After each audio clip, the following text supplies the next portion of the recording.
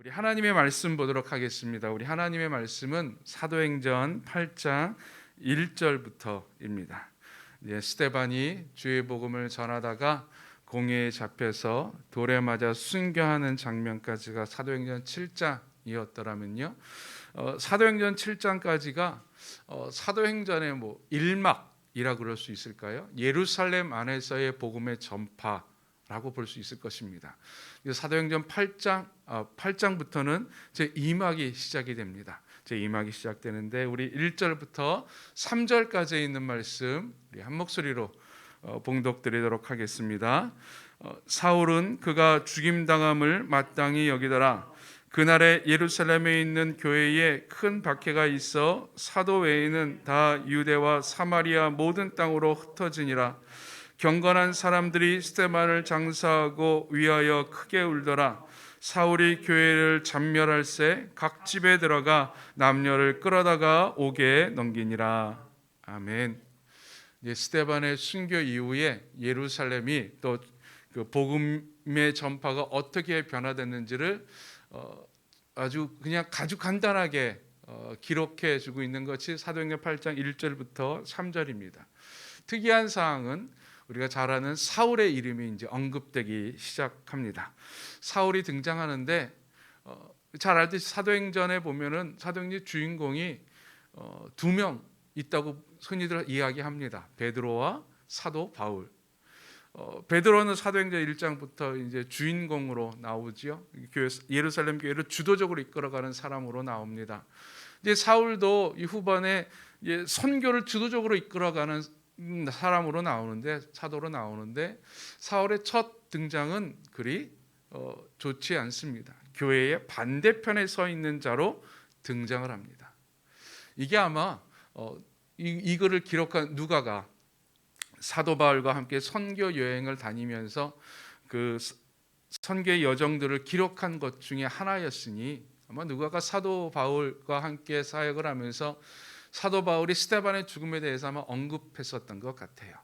그러면서 그때의 내 마음은 나는 그때 당장 스데반의 죽음이 당연한 것으로 여겼어라고 이야기를 했었을 것이고 아마 누가는 그것을 기억하고 있다가 사도행전을 기록할 때 독자들이 좀 더 관심을 갖고 또 독자들이 사울에 대해서 좀 더 깊이 생각하게 하기 위해서 사울의 첫 등장을 아주 교회 반대편에 서 있는 사람으로 이렇게 보여주고 있습니다.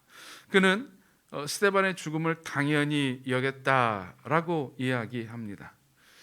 사울은 철저한 율법주의자 바리새인이었지요. 그리고 그는 철저하게 유대인 편에 서 있었던 예수를 반대하고 교회를 박해했던 편에 서 있었던 자의 선봉장이었습니다. 그가 어떻게 예수를 믿고 사도가 되었는지 이제 그 일들이 사울의 일들이 이제 조금씩 드러나지요. 참 우리 하나님은 대단한 것 같아요. 아마 이 당시만 하더라도 사람들이 사울을 바라봤을 때는 우리랑은 도저히 상종할 수 없는 사람들이라고 이야기했을 겁니다. 여러분 그런 사람들 있지 않습니까? 우리 좀 교회 신앙생활 하는데 교회 신앙생활을 하는 사람과는 도저히 상종할 수 없는 사람들, 매일 교회에 대해서 욕하고 비난하고 또 하나님을 거슬러서 항상 나쁜 짓을 했던 사람들, 그런 사람들이 우리 주변에 분명히 있습니다. 근데 우리는 그 사람들을 보고 그러죠. 저 사람은 절대 하나님께서 용서해 주지 않을 거야. 저 사람은 죽어 마땅해. 저 사람은 꼭 사라져야 돼 라고 생각하는 사람들도 분명히 있을 겁니다. 근데 사도행전은 그거를 그렇게 생각하지 말라고 이야기해요. 열어놓으라 라고 이야기합니다. 하나님의 역사는 어디로 움직일지 전혀 모르기 때문에 그렇습니다. 누가 합니까? 그 사람이 이 사울처럼 변화가 될지, 아니 사울처럼 변화될 줄로 믿습니다. 그렇게 될 거예요. 그는 박해의 선봉장에 섰습니다. 3절에 보니까 사울이 얼마나 무시무시했던지 이렇게 기록합니다. 사울이 교회를 잔멸할세. 이제 예루살렘의 박해가 시작이 되어서 사람들이 뿔뿔이 다 흩어졌는데 떠나지 못했던 사람들, 그러다 숨어 있었던 사람들까지 다 찾아냈다고 하는 거예요. 각 집에 들어가 무시무시하죠. 집에 무조건 쳐들어가서 예수 믿는 사람이라고 하면 그냥 잡아다가 옥에 넘겼습니다. 상당히 무서운 일들이 일어나고 있지요. 사울이 이러한 일들에 교회를 박해하는 일에 선봉당에 섰었다라고 하는 사실을 우리에게 다시 한번 알려주고 있습니다. 2절에 보면은 당시 예루살렘 교회의 분위기를 알 수가 있어요. 경건한 사람들이 스데반을 장사하고 위하여 크게 울더라. 슬퍼했다라고 하는 것이죠. 근데 여러분, 우리가 사도행전 4장이나 5장이나 보면은 사도들이 옥에 잡혔다가 재판도 받고 매도 맞고 박해를 받는 모습들이 종종 그려져 있던 걸 기억하실 겁니다. 근데 그들이 박해를 받고 옥에 갇혔을 때, 그리고 사람들에게 핍박을 받았을 때 그들은 슬퍼하지 않았었습니다. 오히려 감사하고 기뻐했지요. 박해를 받는 것이 이게 내가 이제 그리스도인이구나라는 사실이 확인되는 것으로 생각하고 아주 기뻐하고 감사하고 오히려 더 열심히 복음을 전했었습니다. 근데 이들은 스데반이 순교를 했던 것, 얼마나 영광스러운 일입니까? 철저하게 신앙적으로 바라본다고 이야기하면, 철저하게 인간의 감정을 배제하고 본다고 하면 스데반의 순교는 너무너무 영광스러운 일이에요. 스데반이 순교할 때 예수 그리스도가 서서 그를 맞이했다고 표현되어 있지 않습니까? 그 영광의 자리로 올라간 것인데 그들은 크게 울었습니다. 인간적인 감정이지요. 예. 흔히들 교인들은 이렇게 예전에 배웠다고 합니다. 저 때까지는 아닌데 저희 윗 어른들 세대까지만 하더라도 슬퍼해서는 안 된다고. 다 하나님의 뜻이면은, 하나님께서 장사 지내고 돌아가시면은 하나님 나라에 간 거라고 슬퍼하면 안 된다고. 그래서 장례식도 천국 환송잔치라고 명명하고도 있지 않습니까? 그리고 우리 유교의 전통을 이어받아서 감정을 드러내는 것이 부끄러운 일로 우리 조상들이 종종 생각을 했어요. 그래서 이것이 합쳐져서 교인들은 흔히들 이 감정, 슬픈 감정, 특히 슬픈 감정을 드러내서는 안 된다. 왜? 모든 것이 다 하나님의 뜻이니 하나님께 늘 감사해야 된다라고 이야기했습니다. 그 대표적인 분이 손양원 목사님 아닙니까? 두 아들이 죽임을 당했을 때에도 목사님은 슬퍼하지 않았어요. 오히려 감사하고 감사의 글을 하나님께 올려드렸었지요. 그러니까 순교를 당할 때도 그는 억울해하거나 슬퍼하지 않았습니다. 이 손양원 목사님 같은 아주 귀한 분이 계세요. 근데 우리가 그런 분을 너무 쳐다보다 보니까는 슬퍼하면 꼭 죄 짓는 것 같고 슬퍼하면 안 되는 것 같다라고 하는 생각이 종종 들 때가 있습니다. 그러나 초대교회도 울었어요. 즉 교인들은 억지로 감정을 숨길 필요는 없다라고 하는 것입니다. 슬프면 슬퍼해도 됩니다. 그리고 나서 슬픔 속에서 하나님의 뜻을 찾는 거죠. 슬픔 속에서 하나님의 위로를 받는 거죠. 너무 슬퍼서 하나님의 위로를 거절해서는 안 됩니다. 슬퍼하면 슬퍼하지만 그래도 하나님의 위로를 받는 거죠. 이 경건한 사람들 스데반의 죽음을 슬퍼했지만 그걸로 끝난 것이 아니라 하나님의 위로를 받고 이들이 다시 또 힘을 냈습니다. 어떻게 해요? 주의 복음을 전하는 자로 바뀌었죠. 또 우리가 1절에서 3절까지에서 알 수 있는 게 이제 교회의 박해가 시작됐다라고 하는 것이고, 당시 유대인들이 교회를 어떻게 바라봤는지를 우리가 볼 수가 있습니다. 그 전까지는 새로운 우리 유대교의 한 종파인가 보다라고 생각을 해서 밖에서 바라보는 사람들이 그렇게 생각을 했다가 스데반의 순교를 통해서 완전히 유대교의 적으로 이제 등을 돌리게 됩니다. 처음에는 그저 그냥 일부 지도자들의 반감을 사기만 했었지만 이제는 대부분의 사람들에게 적대시 여김을 받게 됩니다. 근데 이 적대시 여김을 받는 것, 적으로 돌이켜져 있는 것이 참 아이러니하죠. 우리가 6장 7장에서 보았듯이 원래 뭐가 안 맞아서 아니면 전혀 다른 것, 하나님을 진짜 모욕했다거나 하나님에서 거부한 이단이어서 박해되고 적대시한 것이 아니라 그 유대인들 스스로 질투했었고 스스로 거짓으로 스데반을 고소했었습니다. 내가 거짓말로 저 사람을 욕했는데 사람들이 다 저 사람을 욕해요.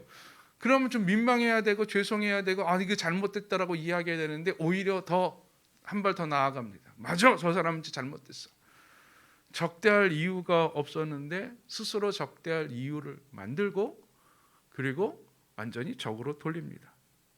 왜냐하면 그들의 잘못, 그들의 죄악을 정당화해야 했기 때문에 그렇죠. 우리는 종종 이 거짓말하는 사람들이 왜 계속 거짓말을 할까? 빨리 거짓말을 한 것을 고백하고 용서를 구한다거나 진실로 돌리면 되는데 자꾸 거짓말을 할까라고 생각이 드는데 사람들의 심리예요. 여기에 고스란히 드러나 있지 않습니까? 당시 유대인들 자신이 거짓말을 해서 스데반을 고소하고 스데반을 죽음에 내몰았습니다. 잘못된 거예요. 알아요. 거짓 증언한 사람들은 압니다. 근데 이들은 그것이 잘못됐습니다라고 말하지 않고 오히려 적대시하는 사람과 함께 동조해서 더 크게 일을 벌입니다. 거짓이 거짓을 낳는 모습이죠. 거짓 때문에 이제 교회는 뿔뿔이 흩어지게 됩니다. 그래서 교회가 예루살렘에서 더 이상 크게 있지 못하고 모여 있지 못하고 뿔뿔이 흩어져서 유대와 사마리아 모든 땅으로 흩어지게 됩니다. 아마 당시로서는 처음에는 이들이 어쩔 수 없는 선택, 있을 수 없으니까요. 3절에 사울이 막 각집마다 돌아다니면서 예수 믿는 사람들 잡아다가 옥에 가두니 어떻게 하겠습니까? 살기 위해서 목숨을 부지하기 위해서 신앙의 자유를 얻기 위해서라도 나가야겠죠. 밖으로 나갑니다. 어쩔 수 없는 힘든 결정이었을 겁니다. 삶의 터전을 내버리고 이주를 해야 되니요. 아마 그들은 한편으로는 하나님의 이러한 섭리에 대해서 이해하지 못했을 수도 있어요. 왜 하나님께서 이렇게 하셨을까? 왜 바르게 하나님을 믿는데 진짜 복음을 믿는데 왜 우리는 박해를 받고 도망 다녀야 될까라고 하는 의문도 들 수 있었을 것입니다. 네, 우리가 알다시피 이 8장 1절에 나와 있는 이 모습은 하나님의 섭리요 하나님의 뜻이었죠. 사도행전 1장 8장에 예수님께서 말씀하신 것처럼 예루살렘과 온 유대와 사마리아 땅 끝까지 이르러 복음의 증인되는 삶을 살게 하기 위해서 흩어지기 시작합니다. 즉 예수님의 그 지상 명령을 실천하기 시작한 거예요. 그리고 또한 이 사건을 통해서 모든 이들이 뿔뿔이 흩어졌던 모든 사람들이 다 선교사로 바뀌게 됩니다. 전도자의 삶을 살게 됩니다. 이게 놀라운 일이죠. 예루살렘에 있을 때는요, 사도들이 주로 복음을 전했어요. 사도들이 주로 교회 안에 사람들에게 가르쳤고 또 이웃 사람들에게 복음을 전하고 이들을 양육했었습니다. 교회 안에서 있던 성도들은 그 사도들의 그 삶을 바라보고 말씀을 듣고 스스로 공부하고 기도하고 예배하는 삶만 살고 있었어요. 근데 한순간 이제 더 이상 교회에 모이기 힘들었습니다. 나가게 되니까 선교사로 살아가게 돼요. 이게 하나님의 역사인 줄로 믿습니다. 그전에는 그냥 교인이었는데 흩어지니까 내가 교회가 되는 거예요. 우리가 이러한 삶을 살아가야 될 줄로 믿습니다. 아마 이 코로나 때에 이제 교회에서 모이지 못하고 온라인 예배 드릴 때 막 이런 일들이 아마 교회에서 일어났었더라면 이걸 좀 뭔지 미리 알고 미리 고민했었다면 얼마나 좋았을까요? 그전에는 모여서 예배자로 예배를 드렸는데 이젠 흩어져서 각 집에서 교회로 예배를 드리는 거예요. 교회가 되는 거예요. 이 초대교회 교인들이 그랬습니다. 나가서 교회가 됐어요. 나가서 복음을 전하게 됐습니다. 그리고 또한 이들은 복음의 진리를 확실히 알게 됐고 자신들의 믿음을 확인하는 시간이 됐어요. 그렇죠, 여러분? 환란이 오거나 핍박이 오면 나를 돌아보게 되지요. 믿음을 돌아보면서 스스로의 믿음을 돌아보면서 내가 예수 없이는 살 수 없는 존재구나. 생각해 보세요. 예루살렘에 집도 있고 땅도 있고 가게도 있어요. 친척들도 있고 이웃 사람들도 있어요. 지금처럼 이사가 그렇게 쉬운 시절이 아닙니다. 근데 내가 예수 믿는다는 이유로 이 모든 것을 다 버리고 알지 못하는 곳으로 가야지 돼요. 알지 못하는 곳 가서 살아야 돼요. 새로운 삶의 터전을 만들어야 돼요. 어떤 어려움이 닥칠지 알지 못합니다. 불안한 미래입니다. 이런 무엇을 선택하시겠습니까? 지금의 삶을 선택하기 위해서는 복음을 버려야 돼요. 내 복음을 선택하기 위해서는 불안한 미래 가운데 나아가야 돼요. 이 선택의 기로에서 초대교회 교인들은 후자를 선택합니다. 믿음을 선택하고 불안한 미래 가운데 과감히 자신의 삶을 내어 던집니다. 초대교회의 위대함이 여기에 있습니다. 우리는 그저 삶의 편안함, 삶에 안주하는 것을 원할 때가 종종 있지요. 근데 초대교회는 그러지 않았어요. 어떤 분들은 이렇게 이 부분을 해석을 합니다. 어떻게 해석하냐면은 예수님께서 예루살렘과 유다와 사마리아와 땅끝까지 복음을 전하라 그랬는데 예루살렘 교인들이 복음을 믿고 함께 공동체 생활을 하다 보니까 너무나 좋은 거예요. 베드로가 변화산에서 예수님께 말한 것처럼 여기가 좋사오니 여기다 초막셋을 짓고 여기서 삽시다라고 이야기했던 것처럼 이들이 예수님의 그 명령을 까먹고 거기서 살다가 이들이 안 움직이니까 성령님께서 억지로 퍼뜨렸다, 흩으셨다라고 해석을 하기도 합니다. 일견 완전히 틀린 해석은 아니에요. 그러나 성령님께서 흩으셨을 때에 억지로 흩으신 것이 아니에요. 흩으셨을 때 이들은 이미 다 준비가 되어 있었어요. 이들은 이미 준비가 되어서 어디를 가서도 복음을 전할 수 있는 사람으로 성장해 있었습니다. 하나님의 때가 된 것이지요. 네가 안 하니까 내가 책찍질해서 내보낸다는 것이 아니라 성령님께서 그 시기를 알고 있었던 거죠. 때를 알고 있었던 것이죠. 우리의 삶 가운데 스데반의 죽음처럼 우리가 이해하지 못하는 황망한 일을 겪는다 할지라도 우리가 하나님 안에 있으면 그 모든 일들이 선으로 변화될 줄로 믿습니다. 그 일들 가운데 하나님의 뜻과 섭리를 알게 되고 하나님께서 원하는 방향으로 하나님께서 원하시는 목적을 향해 나아가는 자들이 되지요. 이렇듯 초대교회는 이제 흩어져서 복음을 전하는 삶을 살아가게 됩니다. 그 대표적인 예가 우리 4절부터 나오는 빌립입니다. 7 집사 중에 한 사람 빌립인데요. 우리 4절부터 8절까지에 있는 말씀, 4절부터 8절까지에 있는 말씀 우리 한 목소리로 읽도록 하겠습니다. 그 흩어진 사람들이 두루다니며 복음의 말씀을 전할새 빌립이 사마리아 성에 내려가 그리스도를 백성에게 전파하니 무리가 빌립의 말을 듣고 행하는 표적도 보고 한 마음으로 그가 하는 말을 따르더라. 많은 사람들이 붙었던 더러운 귀신들이 크게 소리를 지르며 나가고 또 많은 중풍병자와 못 걷는 사람이 나으니 그 성에 큰 기쁨이 있더라. 아멘. 빌립이 간 곳은 사마리아였습니다. 여기서 한 가지 복음의 능력에 복음의 위대함을 알 수 있는 것이 있죠. 복음은 경계를 허문다라고 하는 것입니다. 빌립은 경건한 유대인이었습니다. 디아스포라 유대인이었던 것 같기도 한데 하여튼 하나님을 잘 믿는 아주 경건한 자였습니다. 근데 당시에 경건한 유대인들은 절대 사마리아로 가지 않았습니다. 우리가 복음서에서 알 수 있듯이 예수님께서 사마리아로 가신 것이 특이한 사건으로 기록되듯이 이 사마리아로 경건한 유대인들이 간다고 하는 것은 죄악의 소굴 가운데 들어가는 것이었습니다. 평상시에는 가지 않을 땅 사마리아를 빌립이 선택을 한 거예요. 어쩌서 밀려서 사마리아로 간 것이 아니라 빌립은 사마리아를 과감히 선택을 합니다. 즉 흩어진 사람들, 예루살렘 교회에서 박해를 받고 흩어진 사람들이 등 떠밀려서 간 것이 아니라 스스로 선택해서 복음을 전하기 위한 뚜렷한 목적을 가지고 흩어지기 시작했다라고 하는 것이 4절 5절에 있는 말씀입니다. 즉 너희들이 안 가니까 내가 때려서라도 너희들 가게 할 거야 라고 하는 것이 아니라 이들은 때가 이런 줄 알고 스스로 갈 곳을 선택을 해서 자기가 살 곳을 선택을 해서 스스로 가면서 복음을 전했다라고 하는 것이죠. 피하기 위한 것이 아니라 복음을 전하기 위한 뚜렷한 목적을 가지고 나아갑니다. 사마리아로 간 빌립.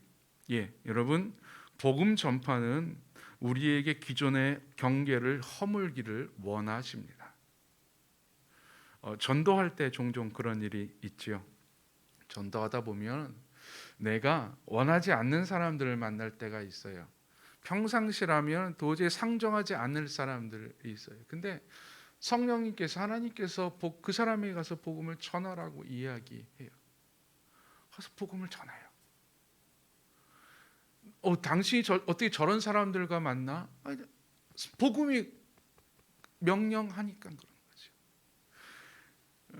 제일교회에서 노숙자 사역을 하지요. 지금도 하는지 모르겠지만 노숙자 사역을 할 때 일입니다. 노숙자 사역을 했던 어떤 권사님이 계세요. 그 권사님이 되게 여자고, 그러니까 여자 한 분이고 좀 유난 떠시는 분이에요. 깨끗한 분이에요. 우리가 함부로 이렇게 막 무서운 것, 더러운 것에 함부로 다가가는 분은 아니었어요. 근데 이분이 노숙자 사역을 하면서 자꾸만 이분이 전도해서 교회를 데리고 오는데 다 노숙자들이에요. 그래서 어떻게 노숙자들 전도하냐 그러니까는 노숙자 모임에 가서 이제 같이 교제하고 이분들 따로 만난대요. 따로 만나서 막 잘해주고 막 돈 빌려면 돈도 막 빌려주고 그런데, 그래서 그런 거 하지 말라고, 어떻게 돈 빌려주면 안 된다고, 돈 거래하지 말라고 그래도 그냥 교회 한 번이라 나오게 하기 위해서 자기는 한다는 거예요. 전혀 그럴 뿐이 아닌데 복음을 전하려다 보니까 노숙자에게라도 이분이 한 번 교회에 나와서 평생 교회를 안 나오던 간에 한 번이라도 복음을 들어야겠기에, 한 번이라도 예배 자리에 나와야겠기에 내가 그냥 속는 셈 치고 준다는 거예요. 속는 셈 치고 그 사람들 만나서 교제하고 밥도 사주고 그런다는 거예요. 그 사람들이 식당 가면 식당 주인들이 되게 안 좋아한대요. 그래도 그냥 데리고 가서 같이 밥 먹고 같이 어울리고 몇 번 그렇게 한다는 거예요. 그래서 속으로 생각했죠. 야, 복음이 대단하긴 대단하구나. 복음이 놀라운 거구나. 여러분, 사마리아로 갔던 빌립, 그냥 사마리아로 간 것이 아니라 경계를 허물며 나아갔던 것이죠. 경계를 허물며 사마리아로 빌립이 나아갑니다.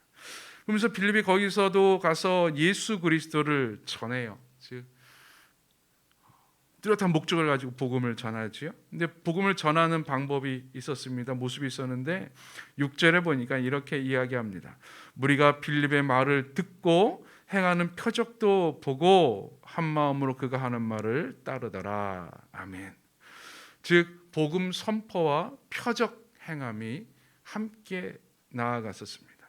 즉 말과 행동이 함께 있었다라고 하는 것이죠. 복음 전파는 이렇게 한 겁니다. 말만 가는 것이 아니라, 행동만 하는 것이 아니라 말과 행동이 함께 가는 거예요. 이게 아주 중요합니다. 여러분, 복음을 선포하는 것, 그리스도를 전하는 것, 지금 당연히 할 수 있는 거죠. 당연히 해야 되는 거죠. 근데 이 당시에는 어땠습니까? 스데반이 그리스도를 전하다가 돌에 맞았어요. 물론 그 예루살렘이었지만 사마리아도 마찬가지입니다. 사마리아 사람들도 하나님을 안 믿는 것이 아니었어요. 예루살렘 사람들과 다르지만은 사마리아도 여호와 하나님을 믿고 하나님을 바라봤었던, 예배를 드렸던 자들이었습니다. 소문이 아무리 그곳에서 절교한다 그래도 소문이 안 갔겠습니까? 복음은 그리스도를 이야기하는 것이 그렇게 쉬운 일은 아니었을 겁니다. 두려운 일이었을 겁니다. 그러나 그는 과감하게 복음을 전했어요. 주저할 수 있었음에도 불구하고 그는 과감하게 복음을 전했습니다. 근데 더 중요한 것은 표적을 먼저 행한 것이 아니라 그리스도를 전하며 표적을 행했다고 하는 거예요. 전하며 표적을 행했다고 하는 거예요. 빌립은 과감하게 복음을 선포하며 예수 그리스도를 전했습니다. 그러고 나서 표적을 행합니다. 복음의 능력이 드러나는 것이지요. 아마 일반 사람들은요, 복음을 받아들이지 못하는 사람들은 이거를 읽으면 신기하게 생각하는 것이 아마 7절일 거예요. 7절. 그렇죠? 많은 사람에게 붙었던 더러운 귀신들이 크게 소리를 지르며 나가고 또 많은 중풍병자와 못 걷는 사람이 나으니, 야, 놀라운 일들이 일어난 거죠. 내 눈에 보이는 일들이 일어납니다. 근데 여러분, 이 표적은 주가 아니에요. 종속이에요. 복음이 주고 복음 선포가 주고 이 표적이 종속이 됩니다. 즉 뭐 귀신을 쫓아내거나 신유의 은사가 나타났었던 것들, 예수님이 행하셨던 치유의 일들이 일어나는 것들, 이것은 복음이 선포되면서 일어나는 일이라고 하는 거예요. 사람들은 표적에 관심이 있을지 몰라도 빌립은 표적은 이 복음의 증거였습니다. 근데 우리는 종종 이 표적 행함, 이 표적을 요즘으로 따지면 뭐 병 고침이나 신유, 뭐 축사 그런 거라기보다는 어떤 그리스도의 선한 행실일 수도 있을 거예요. 어떤 사회 봉사일 수도 있을 거예요. 그렇죠? 여러분, 말과 행동, 복음의 말과 복음의 행동이에요. 복음의 삶을 살아가는 거예요. 그것이 이제 표적으로 드러나는 건데, 어떤 분들은 이렇게 생각할 수 있어요. 복음의 삶을 살아가면, 어떤 행동을 하면 선한 삶을 살고 뭐 봉사를 하고 헌신을 하고 그러면 자연스럽게 이들이 그리스도를 알겠지, 자연스럽게 이들이 하나님을 알겠지. 아니요, 전하기 전에는 모릅니다. 내가 말로 선포하기 전에는 모릅니다. 그래서 복음 전도란 복음 선포가 먼저 있어야 돼요. 복음 선포가 우선시 돼야 됩니다. 그러고 나서 그 표적이 증거가 돼야 돼요. 표적이 증거가 돼야 됩니다. 가서 그냥 선교지에 가서 좋은 일하고 사람들 구제하고 밥 퍼주는 사역하고 뭐 선교지에 가서 학교 세우고 뭐 병원 세우고 그러면 되는 것 아닙니까? 그러면서 차츰차츰 그들이 환심을 사고 그들의 환심을 사고 그들의 마음문이 열렸을 때 복음을 전하는 것 아닙니까? 근데 언제 그들의 마음의 문이 열린 줄 압니까? 이렇게 하는 분들은요, 항상 두려워해요. 걱정해요. 괜히 복음 선포했다가 이들이 오해하면 어떡하지? 이들이 마음을 닫으면 어떡하지? 그러다가 그냥 지나가는 거예요. 그냥 사회 사업이 되는 거죠. 그러나 중요한 것, 사도행전에 나오는 가장 중요한 것은 표적이 우선이 아니었다고 하는 거죠. 복음 선포가 우선이었다고 하는 겁니다. 빌립은 복음 선포를 하며 나아갑니다.